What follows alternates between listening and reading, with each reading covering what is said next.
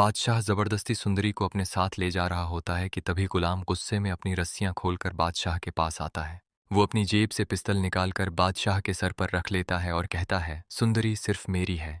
इस पर बादशाह भी गुस्से में गुलाम के सर पर पिस्तल रख लेता है। सुंदरी यह सब देखकर डर जाती है और बादशाह से कहती है कि तुम गुलाम को गोली मत मारना, मैं तुमसे शादी करने के लिए तैयार हूँ।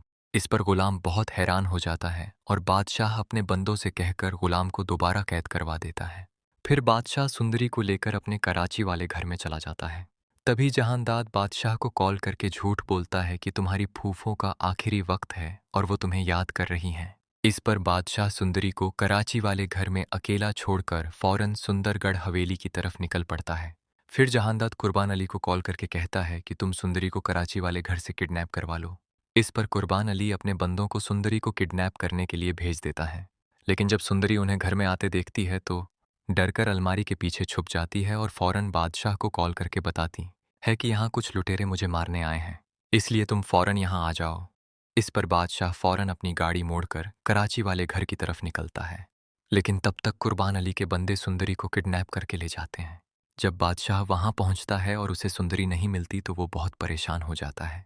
यहाँ कुर्बान अली गुलाम को बादशाह की कैद से आज़ाद करवा लेता है और मौलवी साहब को बुलवाकर गुलाम और सुंदरी से कहता है, तुम दोनों निकाह कर लो, फिर मैं तुम्हें ऑस्ट्रेलिया भेज दूंगा। इस पर गुलाम और सुंदरी दोनों बहुत ज्यादा खुश हो जाते हैं।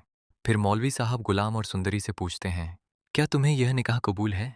इस पर दोनों खुशी खुशी हाँ कह देते हैं और फिर कुर्बान अली, गुलाम, सुंदरी और लाजो अम्मा को एयरपोर्ट ले जाता है।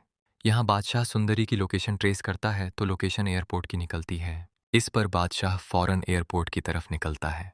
वहाँ एयरपोर्ट पर गुलाम, सुंदरी और लाजो अम्मा एरोप्लेन पर जाने ही वाले होते हैं कि तभी बादशाह वहाँ आ जाता है और जब वो सुंदरी को गुलाम के साथ देखता है तो गुस्से में अपनी जेब से पिस्तल निकालकर गुलाम पर गोली चढ़ा देता है।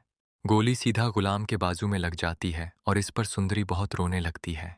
फिर कुर्बान अली के बंदे गुलाम को तुरंत अस्पताल ले जाते हैं और कुर्बान अली बादशाह से कहता है कि मैंने गुलाम और सुंदरी का निकाह करवाया था। इस पर बादशाह गुस्से में हवेली जाता है और मुर्ग को तलाक दे देता है और मुर्ग घर जाकर कुर्बान अली को बताती है कि सुंदरी की वजह से बादशाह ने मुझे तलाक दे दी है। इस पर कुर्बान अली को बहुत गुस्सा आता है और वह अपने बंदों से कहकर बादशाह और सुंदरी दोनों को गोली मारने का हुक्म देता है।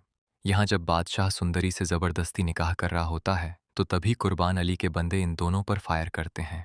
लेकिन बादशाह सुंदरी के आगे आ जाता है और सारी गोलियां सीधे बादशाह के सीने में उतर जाती हैं। सुंदरी बादशाह के खून से लथपथ हो जाती है और कुर्बान अली के बंदे वहां से भाग जाते हैं। जावेद फौरन बादशाह को अस्पताल ले जाता है।